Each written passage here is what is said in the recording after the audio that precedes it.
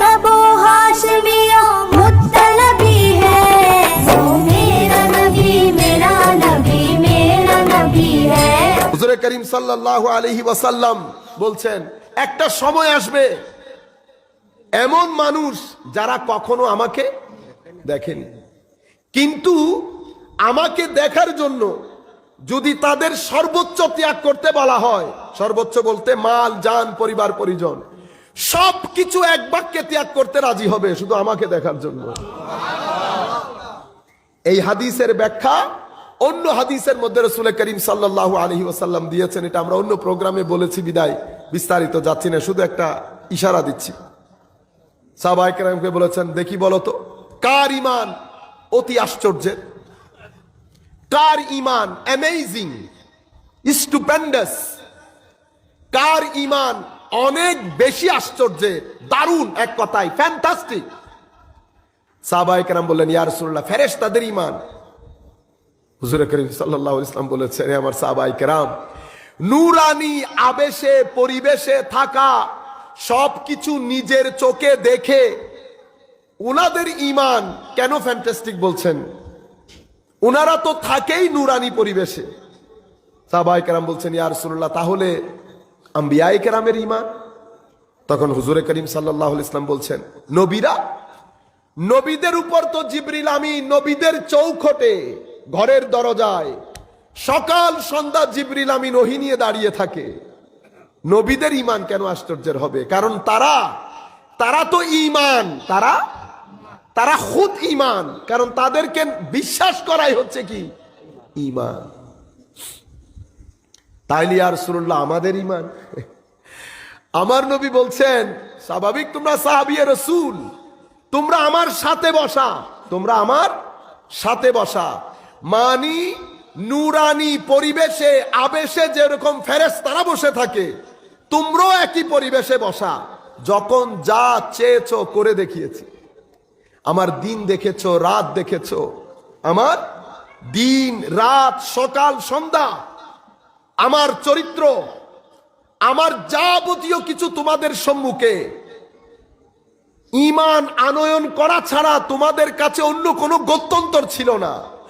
কারণ আমার বায়ান, আমার কথাবার্তা, আমার আখলাক, আমার তাবলীগ, আমার আনিত কুরআন সবকিছু তোমাদের কাছে স্পষ্ট রূপে প্রতিভাত।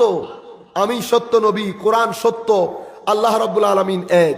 তাছাড়া তোমরা আমার সোহবতে বসা, আমার সোহবতের একটা ধাঁচ আছে না? তখন সাহাবায়ে কেরাম, তখন আমার নবী খুদ বলছেন, হে আমার সাহাবায়ে কেরাম, অতি আশ্চর্যের ফ্যান্টাস্টিক অ্যামেজিং ঈমানের অধিকারী যারা তোমাদের পরে আসবে, যারা তোমাদের পরে আসবে। আমাকে দেখে নাই, শুধু কোরআনে পাকের মধ্যে আমার নাম পেয়ে পাগল পারা হয়ে যাবে, পাগল পারা হয়ে যাবে। হাদিসে পাকের মধ্যে বলছেন, আমাকে এক নজর দেখার জন্য সর্বস্ব ত্যাগ করতে রাজি থাকবে। সম্মানিত উপস্থিতি, কারণ আল্লাহ রাব্বুল আলামিন এটা আমাদের জন্য অনেক বড় পাওয়া, এটা আমাদের জন্য অনেক বড় নেয়ামত। আমাদের ভাইয়েরা, বিশেষ করে মা বোনেরা, আমরা এখন মূল জিনিসটা না বুঝার কারণে আমরা ভুল করে ফেলছি। কিরকম ভুল?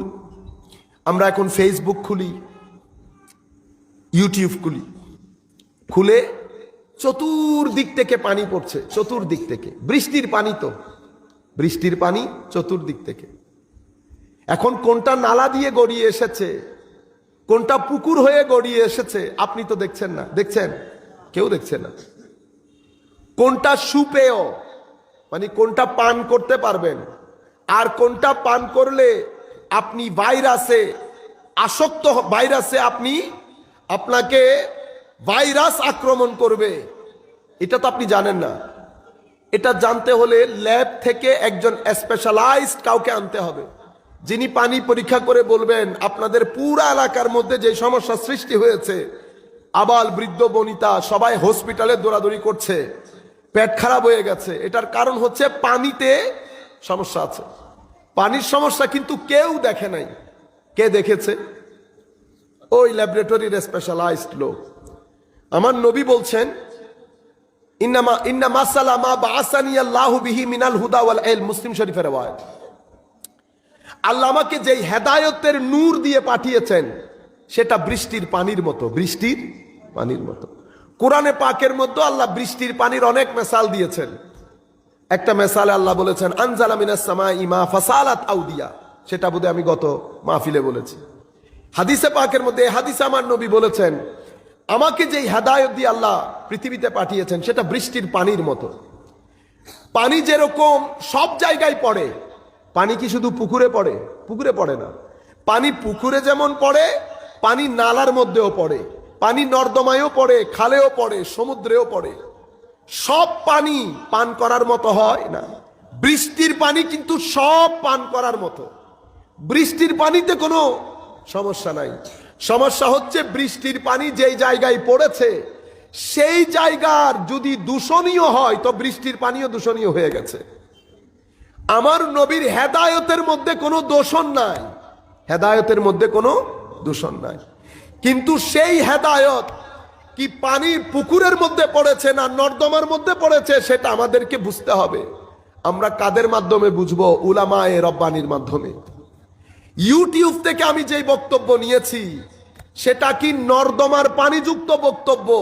মানে হেদায়েতটি কি? কারণ আপনি তো কোরআন হাদিস থেকেই বলছেন, ঠিক না? কোরআন হাদিসের বাইরে থেকে তো কেউ কথা বলে না বা বলছে না, সেই হেতু এটা বৃষ্টির পানি। কিন্তু এখন আমি যখন বলছি তো আমার ভিতরে কি দূষণ আছে না আমার ভিতর দূষণ মুক্ত সেটা আপনি বুঝতে পারবেন। আল্লাহ রাব্বুল আলামিন ওই ক্যাপাসিটি সাধারণ মানুষকে দান করেন নাই। যেভাবে পানি, ওয়াসার পানি, এটা সুপেয় না, পানিটা আপনি পান করতে পারবেন না সেটা যেভাবে আমি বুঝতে পারছি না, হেদায়েতের পানিও আমি পান করতে পারবো কিনা সেটা আমি বুঝতে পারছি না। এটা এক আজীব সময় চলে এসেছে। ইউটিউবের মধ্যে ভরপুর, মাঝে মধ্যে কিছু বক্তব্য শুনে আমাদের হয় না কান থেকে আগুন বের হওয়া। কারণ সব ধরনের লোক এখন বড় আলেম, সবাই আল্লামা। আমরাও আল্লামা না? শাইখ, আল্লামা, আপনারা কত কিছু বলেন না? যদি এগুলার সাথে দূর দূর পর্যন্ত কোনো সম্পর্ক আমাদের নাই। সবাই মুফতি, সবাই মুহাদ্দিস। সাধারণ মানুষ ডিফারেন্সিয়েট করার কোনো সুযোগ নাই। আমরা পর্যন্ত মাঝে মধ্যে অবাক হয়ে যায়। Dress up, get up, dress code দেখে মানুষ পাগল হয়ে যাওয়ার জোগাড়। এখন এই পানি, হেদায়েতের এই পানি, কারণ আমার নবী বলছেন হেদায়েতের এই বারিশ তিন ধরনের জমিনের উপর পড়ে। এক ধরনের জমিন আমার নবী বলছে যাদের কলবকে আল্লাহ রাব্বুল আলামিন পুত পবিত্র করেছেন, ভিতরে কোনো দূষণ নাই। আমি সেটা গত মাহফিলে বলেছি আপনাদেরকে। তরবিয়তের মাধ্যমে আপনি যখন আপনার ভিতরের বর্তন থেকে সব কিছু বের করে ফেলেন তো ভিতরের বর্তন বারিশে খুদাবন্দি, নূরে ইলাহি ধারণ করার জন্য যোগ্যতা অর্জন করেন। এবং এই ধরনের ব্যক্তিগুলাকে আল্লাহ রাব্বুল আলামিন দ্বীনের গভীর জ্ঞান দান করেন। গভীর জ্ঞান বলতে এলমে জাহেরও হয়, এলমে বাতেনও হয়। এলমে জাহের বলতে কিছু জ্ঞান পড়ে পড়ে অর্জন করতে হয়, কিছু জ্ঞান সিজদা দিয়ে অর্জন করতে হয়, কিছু জ্ঞান ব্রেইন দিয়ে অর্জন করব, কিছু জ্ঞান সিজদা দিয়ে অর্জন করব। ডাক্তারদের মধ্যে এমন না? অনেক ডাক্তার আমরা বলি না হাত দিলে ঠিক হয়ে যায়, হাত দিলে ঠিক হয়ে যায়, দেখলে বোঝা যায়। যাই হোক, তো বলতে চাচ্ছিলাম কিছু কলব আল্লাহ পুত পবিত্র করেছেন। ওনাদেরকে আল্লাহ জ্ঞানের গভীর, দ্বীনের গভীর জ্ঞান দান করেছেন। সিজদার মাধ্যমে যেই নূরি জ্ঞান সেটাও দান করেছেন।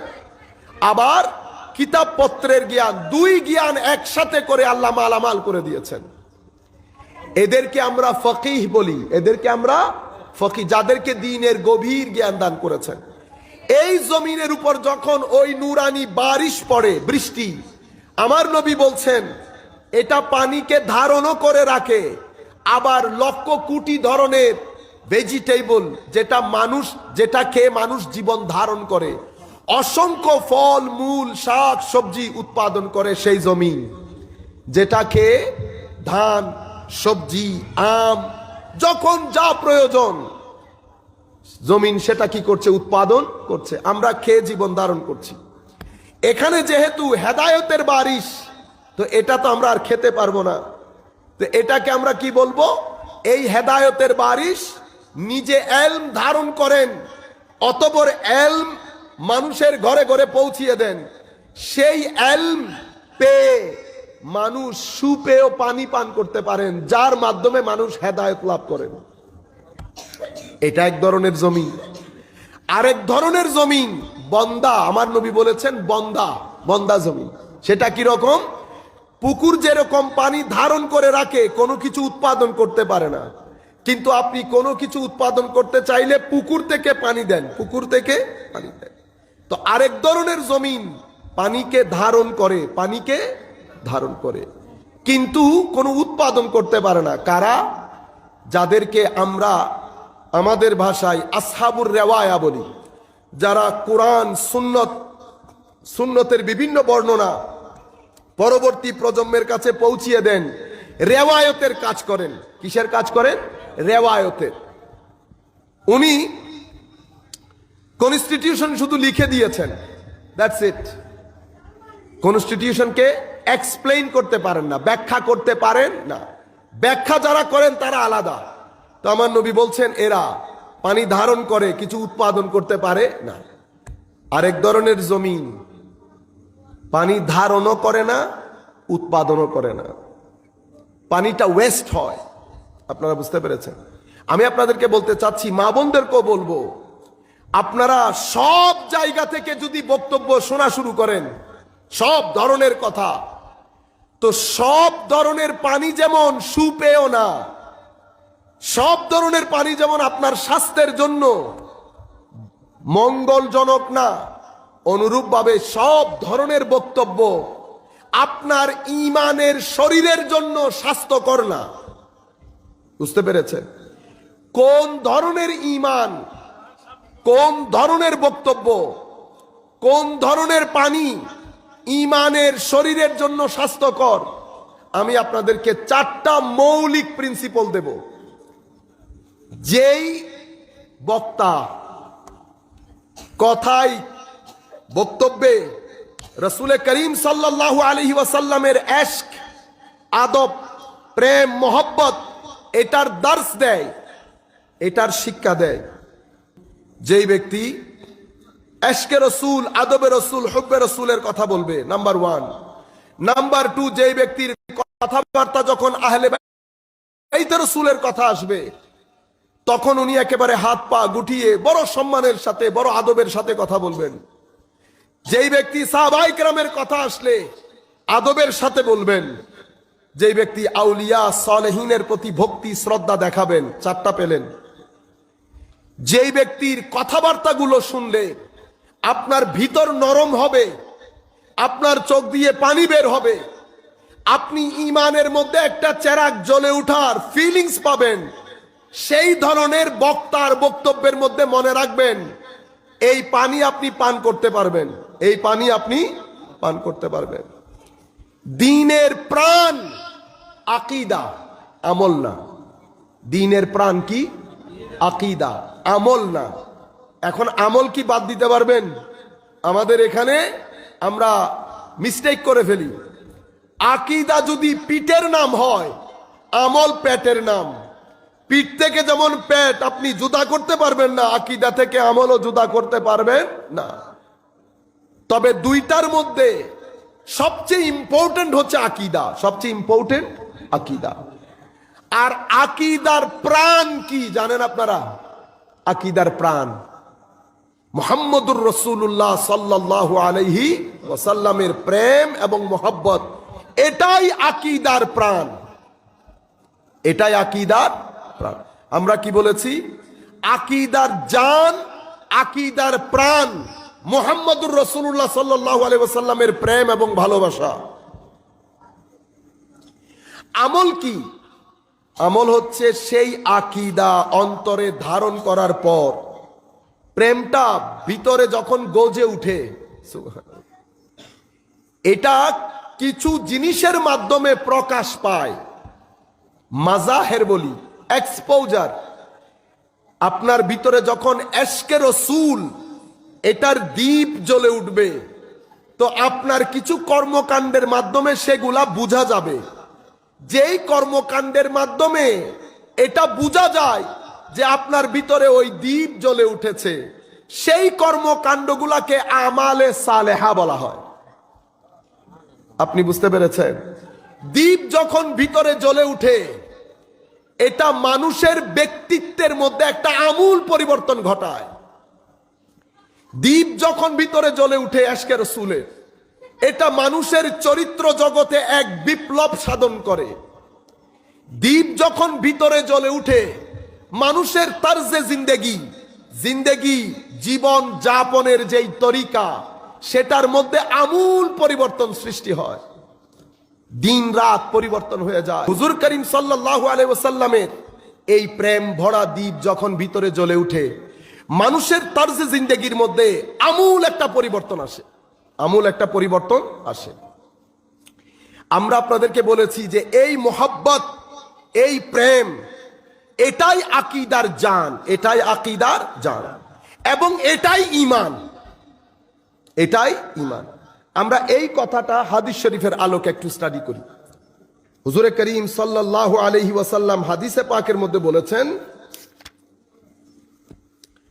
সালাসুন আন আনাস ইবনে মালিক রাদিয়াল্লাহু আনহু আন নবী সাল্লাল্লাহু আলাইহি ওয়াসাল্লাম قال, আমাদের থিসিস ছিল হুজুর করিম সাল্লাল্লাহু আলাইহি ওয়াসাল্লামের প্রতি পূর্ণ ভালোবাসায় আকীদার প্রাণ, এবং এটাই ঈমান, এটা আমাদের থিসিস ছিল। এখন আমরা হাদিসে পাক দিয়ে এটা আপনাদের সামনে এস্টাবলিশ করব। আপনারা হয়তো এটা শুনেছেন, জেনেছেন, কিন্তু অসংখ্য মানুষ আমাদের শ্রোতা, আমার মূল টার্গেট আমাদের নতুন প্রজন্ম। আপনারা মুরব্বিয়ানে কেরাম অনেক কিছু জানেন, আপনাদের জন্য আমার বলাও না, আপনাদের জন্য আমার আশাও না। কারণ আপনারা, আমি বিশ্বাস করি, আমরা বেহেশতে যাওয়ার 200 বছর আগে আপনারা বেহেশতে চলে যাবেন। আপনারা যেই দুনিয়া পেয়েছেন সেটা আমরা পাই নাই। আমার মূল টার্গেট নতুন প্রজন্ম, সেই হেতু আমি তারা বুঝে মতো ওই ভাষায় কথা বলার চেষ্টা করছি। হুজুর করিম সাল্লাল্লাহু আলাইহি ওয়াসাল্লাম হাদিসে পাকের মধ্যে ইরশাদ করেছেন, এই হাদিস ইমাম বুখারী এবং ইমাম মুসলিম আপন আপন কিতাবে বর্ণনা করেছেন। হুজুর করিম সাল্লাল্লাহু আলাইহি ওয়াসাল্লাম বলেছেন, সালাসুন মান কুন্না ফীহি ওয়াজাদা হালাওয়াতাল ঈমান। তো যেই ব্যক্তির মধ্যে 3টা জিনিস পাওয়া যাবে, সেই ঈমানের টেস্ট বুঝবে।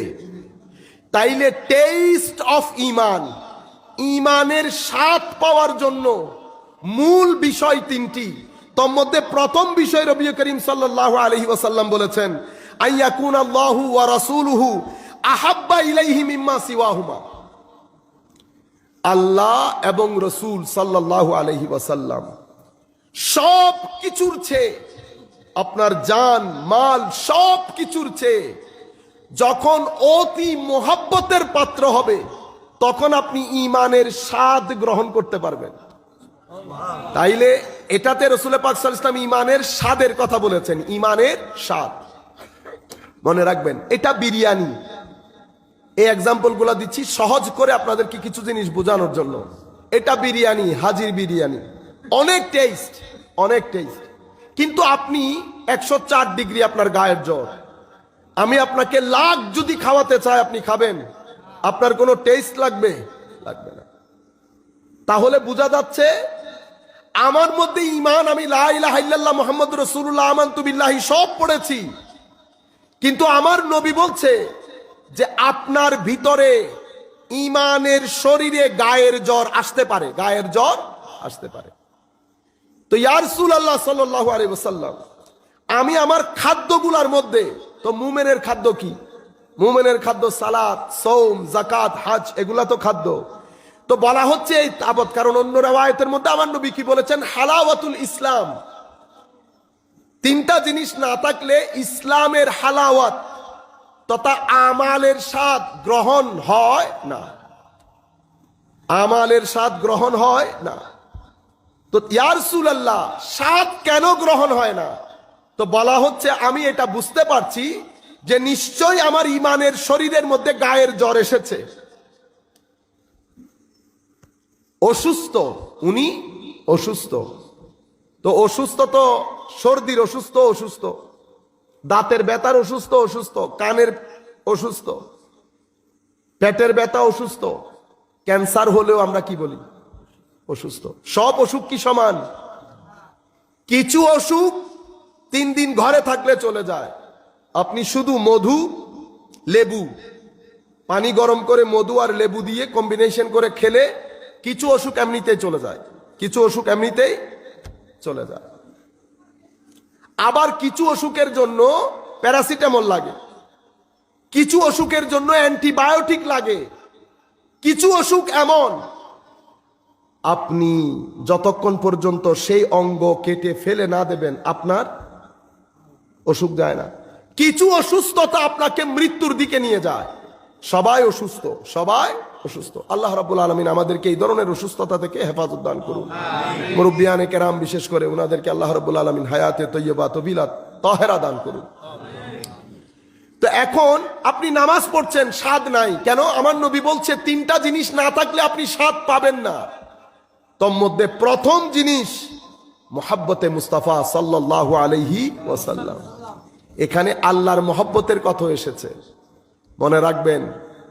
মহব্বতে রসুল ছাড়া আল্লাহর মহব্বতের কোনো ওজুদ নাই। কারণ মহব্বত করার জন্য মারেফত লাগে। কি লাগে? মারেফত লাগে। মারেফত বলতে আপনি জিনিসটাকে চিনতে হবে, জিনিসটাকে চিনতে হবে। না চিনলে আপনি যতক্ষণ পর্যন্ত মারেফত নসিব না হয় ততক্ষণ পর্যন্ত আপনি মহব্বত করতে পারবেন না। তো মারেফত নসিব হবে কিভাবে? যদি মুহাম্মদুর রাসূলুল্লাহ সাল্লাল্লাহু আলাইহি ওয়াসাল্লামকে চিনতে পারি। আর্কিটেক্ট কত বড় সেটা আমরা আপনাদের গত মাহফিলে বলেছি না? অনেক বড় আর্কিটেক্ট, অনেক বড় আর্কিটেক্ট। আমিও বলছি, আপনিও বলছেন অনেক বড় আর্কিটেক্ট। কিন্তু আমি যদি পরিচয় করিয়ে দেই, ওনার সাথে পরিচিত হন। আমাদের পার্লামেন্টের আর্কিটেক্ট উনি করে দিয়েছেন, পুরা ড্রয়িংটা উনি করিয়ে দিয়েছেন। যদি এমন বলি কেমন লাগবে আপনার? যদি আমি বলি যে পৃথিবীর সবচেয়ে বড় বুর্জে দুবাই, উনি ওইটা ড্রয়িং উনি করেছেন, কি করবেন আপনি তখন? আপনি চাইবেন না যে এক পেয়ালা চা হইলো আপনি খাওয়ান, একটু উনি আমার দিকে তাকিয়ে হাসুক, একটা সেলফি নিয়ে নেই। এই যে আপনি সম্মানটা করছেন, এক ধরনের ভিতরে আপনি অ্যাটাচমেন্ট ফিল করছেন, কেন? মারেফত নসিব হয়ে গেছে। মারেফত ছাড়া ভিতরে মোহাব্বত জেগে উঠে না। তো আল্লাহর মারেফত মুহাম্মদুর রাসূলুল্লাহ ছাড়া সম্ভব হয় না। রসুল পাকের মোহাব্বতই আল্লাহর মোহাব্বত, রসুল পাকের প্রশংসা আল্লাহর প্রশংসা। তো আমার নবী বলছেন যতক্ষণ পর্যন্ত ওই মোহাব্বত আপনি করতে না পারবেন ততক্ষণ পর্যন্ত আপনি ঈমানের স্বাদ, ইসলামের স্বাদ নিতে পারবেন না। তাহলে এখন আমাকে যিনি ঈমান ইসলাম শিখাচ্ছেন উনার মধ্যেই যদি স্বাদ না থাকে তো উনি আমাকে কি স্বাদ দিতে পারবেন? এটা একটা জিনিস। দ্বিতীয় হাদিস, হুজুরে করিম সাল্লাল্লাহু আলাইহি ওয়াসাল্লাম বলেছেন, মুত্তাফাকুন আলাই, বুখারী এবং মুসলিম শরীফের riwayat। এটা আপনারা প্রত্যেক জুমার মধ্যে শুনেন, তবুও রেকর্ড হচ্ছে বিদায় আমি বলে যাচ্ছি। এটা আনাস বিন মালিক রাদিয়াল্লাহু তাআলা আনহু riwayat। হুজুরে করিম সাল্লাল্লাহু আলাইহি ওয়াসাল্লাম ইরশাদ করেছেন, লা ইউমিনু আহাদুকুম, লা ইউমিনু আহাদুকুম, তোমাদের মধ্যে কেউ, এটা বড় ইম্পর্টেন্ট, লা ইউমিনু আহাদুকুম, তোমাদের মধ্যে কেউ মুমিন হবে না যতক্ষণ পর্যন্ত হাত্তা আকুনা আহাব্বা ইলাইহি মিন ওয়ালিদিহি ওয়া ওয়ালাদিহি ওয়ান নাসি আজমাইন, যেই জিনিসগুলোর প্রতি আমরা ন্যাচারালি মহব্বত রাখি, যে জিনিসগুলোর প্রতি আমরা ন্যাচারালি মহব্বত রাখি। মানুষ কি কি জিনিসের কাছে মহব্বত রাখে? আমি নিজেকে অনেক মহব্বত করি, নিজেকে, কারণ এটা আমার অস্তিত্ব। সেই জন্য আমি জান গেলেও মরতে চাই না। সামান্য একটা সামান্য অসুখ হলে ওষুধের দরিয়া বইয়ে দেই, এক ডাক্তার থেকে অন্য ডাক্তার, এক ডাক্তার, এই তাবৎ জিনিসগুলো আমি কেন করছি? কারণ আমি নিজেকে নিজে মহব্বত করি, কারণ আমি আমার অস্তিত্ব, আমি বেঁচে থাকতে চাই। মানুষ নিজেকে নিজে মহব্বত করে, মানুষ চায় দীর্ঘদিন বেঁচে থাকতে, কারণ সে নিজেকে মহব্বত করে, প্রেম করে। যিনি যাকে পছন্দ করে উনি চান যে তার ফানা না হোক, বেঁচে থাকুক, সব সময় থাকুক। এরপরে মানুষ আর কাকে পছন্দ করে? মানুষ নিজের ছেলে সন্তানকে মহব্বত করে। কেন? নিজের জন্য। এনাদের মাধ্যমে আমাদের পরবর্তী প্রজন্ম, এটা ন্যাচারাল মহব্বত, এটা উপর থেকে ঢেলে দেওয়া হয়েছে। মানুষ অতঃপর পরিবার পরিজনকে মহব্বত করে। এই তাবৎ মহব্বত গুলো আপনি দেখেন কি পরিমাণ আপনি এই মহব্বত গুলার জন্য কষ্ট করেন, কারণ এগুলাই আপনার পরিচয়, এগুলাই আপনার অস্তিত্ব, এগুলো আপনার পরিচয়। আপনি রাত দিন এক করে দিচ্ছেন এই মহব্বত গুলাকে খুশি করার জন্য, তাদেরকে নিরাপদে রাখার জন্য। আপনি এটা বুঝতে পেরেছেন? এখন আমার নবী বলছে, হে আমার উম্মত,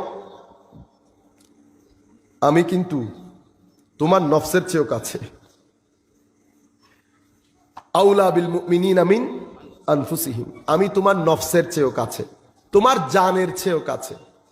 সুতরাং আমি যেহেতু তোমার সবচেয়ে নিকটে, তোমার ছেলে তোমার জানের কাছে না, তোমার স্ত্রী তোমার জানের কাছে না, আমি তোমার জীবনের চেয়েও নিকটে। সুতরাং যতক্ষণ পর্যন্ত আমার অস্তিত্ব, আমার নিরাপত্তা, আমার পার্সোনালিটি, আমার জাত, আমার সবকিছু তোমার স্ত্রী পুত্র সবকিছু থেকে অধিকতর মহব্বতের না হবে, তুমি মুমিন হতে পারবে না।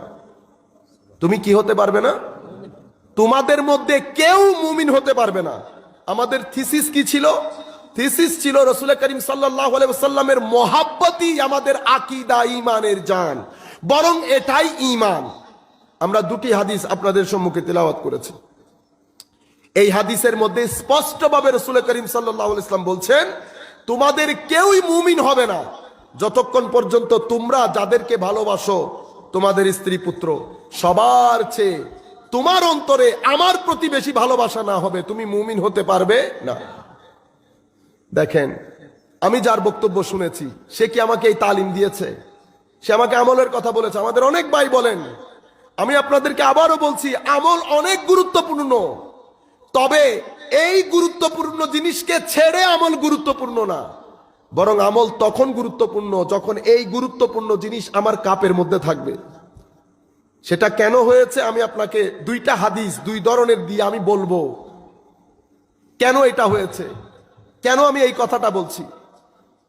সম্মানিত উপস্থিতি, আরেক হাদিসের মধ্যে রাসূল করিম সাল্লাল্লাহু আলাইহি ওয়াসাল্লাম বলেছেন, আমি এখানে আরো দুই ধরনের রিওয়ায়াত দুই জায়গায় এসেছে। এক জায়গায় লা ইউমিনু আহাদুকুম এসেছে, আরেক জায়গায় এসেছে লা ইউমিনুর রাজুল, আরেক জায়গায় এসেছে লা ইউমিনু আবদুন, কোন বান্দা, আরেক রিওয়ায়াতে এসেছে কোন ব্যক্তি, আরেক রিওয়ায়াতে এসেছে তোমাদের কেউ মুমিন হবে না, ইমানদার হতে পারবে না যতক্ষণ আমি তোমার কাছে সবচেয়ে বেশি মহব্বতের না হব। সম্মানিত উপস্থিতি, এই হাদিসটা সুবহানাল্লাহ, ফারুক আজম রাদিয়াল্লাহু তাআলা আনহুকে আমার নবী ঈমান শিক্ষা দিচ্ছেন। কাকে? ফারুক আজমকে। আমার হুজুররা ভালো জানবেন, এখন ফারুক আজমের রিওয়ায়াত আমরা হাদিসে জিবরিল পড়েছি, ওই রিওয়ায়াতে ফারুক আজম রাদিয়াল্লাহু তাআলা আনহু জেনেছেন, জিবরিল আমিন যখন জিজ্ঞেস করেছেন ঈমান কি, তো আমার নবী ঈমানকে ফিগার আউট করেছেন, ঈমানের স্তম্ভগুলোর বর্ণনা দিয়েছেন। একজন মানুষ কি কি জিনিসের প্রতি বিশ্বাস স্থাপন করে মুমিন হয়, সেখানে আমরা ঈমানের সপ্ত স্তম্ভ ছেলেদেরকে মসজিদের মধ্যে পড়ানো হয়, আমানতু বিল্লাহি ওয়া মালাইকাতিহি, ঠিক আছে। এখন হুজুর করিম সাল্লাল্লাহু আলাইহি ওয়াসাল্লাম প্রাথমিক পর্যায় শেষ করে যখন দ্বিতীয় স্টেজে মুমিনরা এসেছেন, তখন ঈমানের মূল প্রাণ মৌলিক বিষয় সাহাবায়ে কেরামকে শিক্ষা দিচ্ছেন। আসলে সাহাবায়ে কেরামকে না, শিক্ষা দিচ্ছে কিয়ামত পর্যন্ত আগত মুসলমানদেরকে। কারণ সাহাবায়ে কেরাম যারা সচক্ষে নবী করিম সাল্লাল্লাহু আলাইহি ওয়াসাল্লামকে দেখেছেন, ওনারা কি এমনি বলেছেন বিআবি আনতা ওয়া উম্মি ইয়া রাসূলুল্লাহ সাল্লাল্লাহু আলাইহি ওয়াসাল্লাম? এটা কি আল্লাহ বলেছেন ওনাদেরকে যে নবীকে দেখলে তোমরা এভাবে বলিও, তোমরা আল্লাহু ওয়া রাসূলুহু আলাম বলিও? বলেছেন? বলেন নাই। কিন্তু রসুল করিম সাল্লাল্লাহু আলাইহি ইসলামের শান, মান, আজমত, পার্সোনালিটি, ইমেজ, আখলাক সবকিছু দেখে সাহাবায়ে কেরাম হয় না সুহবতের মধ্যে বসে পাগল পারা হয়ে যাওয়া। এখন ফারুকে আজম রাদিয়াল্লাহু তাআলা আনহু এই হাদিস বর্ণনা করেছেন আব্দুল্লাহ ইবনে হিশাম ক্বালা কুন্না মা আন-নবী সাল্লাল্লাহু আলাইহি ওয়াসাল্লাম ওয়া হুয়া আখিযুম বিয়াদি উমর ইবনুল খাত্তাব। হযরতে আব্দুল্লাহ ইবনে হিশাম বলছেন আমরা হুজুর করিম সাল্লাল্লাহু আলাইহি ইসলামের সাথে ছিলাম, আল্লাহর নবী ফারুকে আজমের হাত ধরা ছিলেন। সুবহানাল্লাহ সুবহানাল্লাহ। তখন ফারুক আজমকে বললেন ফাকালা লাহু উমর ইয়া রাসূলুল্লাহ লা আনতা আহাব্বু ইলাইয়া মিন কুল্লি শাই ইল্লা মিন নাফসি। তখন হুজুর করিম সাল্লাল্লাহু আলাইহি ওয়াসাল্লাম ফারুক আজম হুজুর করিম সাল্লাল্লাহু আলাইহি ওয়াসাল্লামকে বললেন ইয়া রাসূলুল্লাহ সাল্লাল্লাহু আলাইহি ওয়াসাল্লাম, আপনি আমার কাছে সব কিছুর চেয়ে বেশি মহব্বতের, তবে আমার জীবনের চেয়ে নয়। আমি যেটা মনে করি, যেটা আমার বসিরত বলে, যেটা আমার ভিতরের দুনিয়া বলে যে এই কথা ফারুক আজম বলেননি, বরং উনাকে দিয়ে বলানো হয়েছে উপস্থিত সাহাবায়ে কেরামকে, যাতে আমার নবী এই কথাটা তুলে ধরতে পারেন এবং এই কথার মাধ্যমে কাল কিয়ামত পর্যন্ত আগত মুসলমানরা যাতে বুঝতে পারে মুসলমানদের ইমানের জান যে এশকে রসুল, মুহাব্বতে রসুল সাল্লাল্লাহু আলাইহি ওয়াসাল্লাম, এটা যাতে মুসলমানরা কিয়ামত পর্যন্ত বুঝতে পারেন, সেই কারণে ঐশী ভাবে আল্লাহ রাব্বুল আলামিন ফারুক আজমের অন্তরের মধ্যে এটা কাশফ করে দিয়েছেন ফারুককে এই প্রশ্ন করার জন্য। নতুবা ফারুক আজম যে প্রশ্ন করেছেন সেটা উনার ব্যক্তিত্বের সাথে যায় না। যেই ফারুক যদি জিন্দেগি জানের চেয়ে বেশি মহব্বত না করতেন, হাই খোদা, যাদের সাথে আমার নবীর সাথে যাদের বিরুদ্ধে যুদ্ধ করতে গিয়েছেন সেখানে তো জীবন বেঁচে থাকার কথা নয়।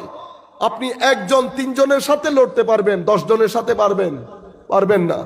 প্রত্যেকটা যুদ্ধের মধ্যে আপনি মুসলমানদের অবস্থা দেখেন, আর যারা মুসলমানদের বিরুদ্ধে যুদ্ধ করেছেন তাদের অবস্থা দেখেন। অস্ত্র শস্ত্র সমর বিদ্যা সব কিছুতে সব দিক থেকে তারা ডেভেলপড ছিল, পারদর্শী ছিল। তো যদি নিজের জানের চেয়ে সাহাবায়ে কেরাম বেশি পছন্দ, মহব্বত, ভালোবাসা না করতেন, এটা কি কশ্চিনকালেও সম্ভব হতো যে আমার নবীর ডাকে, এই মাত্র বিয়ে করেছে, দীর্ঘদিন সফর ছেড়ে এসেছে, ঘরের মধ্যে ঢুকার আগে আবার যুদ্ধের ডাক পড়েছে আমার নবীর পক্ষ থেকে, সাহাবায়ে কেরাম অ্যানাউন্স করেছেন, ওয়ার অ্যানাউন্সমেন্ট শুনে ঘরে ঢুকেছেন সাহাবায়ে কেরাম। আমরা হলে কি করতাম? হায় হায়, আমরা হলে ঘরে ঢুকতাম, রেস্ট করতাম, রিল্যাক্স করতাম, ঘরের আসবাবপত্র, বিবি বাচ্চাদের দেখতাম, পানি খেতাম। একটা দিনের বেলা হলে আমাদের মা বোনেরা বলতো একটু দিনের ভাতটা খেয়ে যান। সাহাবায়ে কেরাম এই জিনিসটাকে পর্যন্ত শানে রিসালাতের মধ্যে বেয়াদবি মনে করেছেন। বাস যুদ্ধের ডাক এসে গেছে, কে দিয়েছে ডাক? মুহাম্মদ রাসূলুল্লাহ সাল্লাল্লাহু আলাইহি ওয়াসাল্লাম। দ্বিতীয়বার ঘরের দিকে কোনো সাহাবী তাকান নাই, আবার বারগাহে রিসালাতে চলে গেছেন। 10 বছরের মদিনা শরীফে ছোট বড় প্রায় 87টি যুদ্ধ সংগঠিত হয়। আপনি চিন্তা করতে পারবেন বছরে কয়টা যুদ্ধ হয়েছে? সাহাবায়ে কেরাম যদি নিজের জীবনের চেয়ে বেশি মহব্বত না করতেন, এটা কঠিন কালেও সম্ভব হতো না। আরে ভাই, মক্কা শরীফ থেকে যখন মদিনা শরীফ হিজরত করছেন, আপনি এই হিজরত বাদ দেন, হাবাসায় যখন মুসলমানরা হিজরত করছেন, আপনি সেই পরিস্থিতিটা যদি একবার মাথায় আনেন, একদিকে পিছন থেকে কুরাইশদের ধাওয়া, জুলম, কি পরিমাণ থ্রেট, আর তখন মারলে কি গুলি করে মেরে ফেলছে আপনাকে? জানের চেয়ে যদি সাহাবী পছন্দ না করতেন ফারুক আজমের মতো ব্যক্তি, তো হযরত বেলাল, হযরত সুমাইয়া রাদিয়াল্লাহু তাআলা আনহুম জামিআন কি পরিমাণ কষ্ট আপনারা চিন্তা করে দেখেছেন। হাবাসার সফর, হাবাসার হিজরত, আমি যখন পড়ি গায়ের লোম দাঁড়িয়ে যায়। কি করেছে আমার নবীর সাহাবায়ে কেরাম? কোনো ট্রেন টিকিট ছিল, কোনো প্লেন টিকিট ছিল, কোনো গাড়ি ছিল, কোন রাস্তা দিয়ে যাবে, কি বিপদ সংকুল পরিস্থিতি, কি পরিমাণ রিস্কের মুখে সাহাবায়ে কেরাম নিজের জীবনকে ঠেলে দিয়েছেন। যদি নিজের জানের চেয়ে বেশি মহব্বত না করতেন, এগুলা কঠিন কালেও সম্ভব হতো না। আমার উজদান বলছে আমার সিক্স সেন্স বলছে, আমার ভিতরের কলবের বর্তন বলছে, এটা ফারুক আজম বলেননি, বলানো হয়েছে আমাদের আকীদার কনসেপ্ট ক্লিয়ার করার জন্য। ফারুক আজম বলছেন আপনি সব কিছুর চেয়ে মহব্বতের, কিন্তু আমি আমার জীবনের চেয়ে নয়। তখন হুজুর করিম সাল্লাল্লাহু আলাইহি ওয়াসাল্লাম ফাকাল লাহু উমর লা আনতা আহাব্বু ইলাইয়া মিন কুল্লি শাইইন ইল্লা মিন নাফসি, ফাকাল নবী সাল্লাল্লাহু আলাইহি ওয়াসাল্লাম লা। ফারুক, আমার নবী বলছেন না, হবে না। কি হবে না?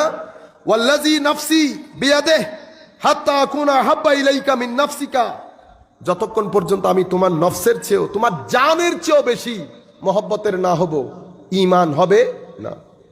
ফাকাল লাহু উমর, হযরত উমর বললেন ইয়া রাসূলুল্লাহ ফা ইন্নাহুল আন, এখন থেকে আল্লাহর শপথ করে বলছি আপনি আমার জানের চেয়েও বেশি মহব্বতের। আমার নবীও বলছে এখন ঈমান, আল আন ইয়া উমর, এখন ঈমান। তাহলে আমাদের থিসিস ছিল হুজুর করিম সাল্লাল্লাহু আলাইহি ওয়াসাল্লামের প্রতি মহব্বত, আমার নবীর মহব্বতই আকীদার প্রাণ এবং এটাই ঈমান। এটা আমাদের কি ছিল? থিসিস ছিল। আমি দুইটা হাদিস, তিনটা হাদিস আপনাদের সম্মুখে তুলে ধরেছি, যেটা আপনারা অসংখ্যবার সবসময় শুনে আসছেন। আমি মূল যে কথাটা আপনাদেরকে বলতে চাচ্ছিলাম, এখন আপনারা তো জানেন না আপনি কোন চ্যানেল থেকে পানি নিচ্ছেন। ইউটিউবের বক্তব্য শুনেছেন, আপনি ফেসবুকের বক্তব্য শুনেছেন, সালাতুন ইয়া রাসূলুল্লাহ আলাইহি